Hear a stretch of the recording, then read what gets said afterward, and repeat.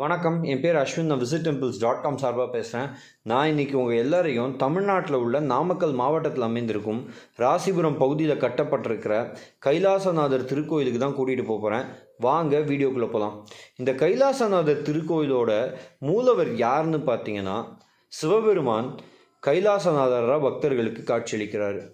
அவரோட துணையாக யார் இருக்கான்னு பார்த்தீங்கன்னா, தர்ம சமவர்தினி தான் இந்த திருக்கோயிலில் கைலாசநாதரோட கான்சார்ட்டாக இருக்காங்க. இந்த திருக்கோயிலானது 1ஆம் நூற்றாண்டில் வல்வில் ஓரிங்கிற ஒரு மன்னனால் கட்டப்பட்டிருக்கு. இந்த திருக்கோயிலோட மூலவர் ஒரு சுயம்பு மூர்த்தியாக பக்தர்களுக்கு காட்சியளிக்கிறார். விநாயகர், முருகன், தட்சிணாமூர்த்தி ஆகியோருக்கும் இந்த திருக்கோயிலில் தனித்தனி சன்னதியும் இருக்குது. இந்த திருக்கோயிலானது கொல்லிமலையில் அமைந்திருக்கும் அர்பாலீஸ்வரர் திருக்கோயிலுக்கு ஒரு சீக்ரெட் டனலும் அந்த காலத்திலேயே இருந்திருக்கிறதாவும் கருத்து நிலவிக்கிட்டு வருது.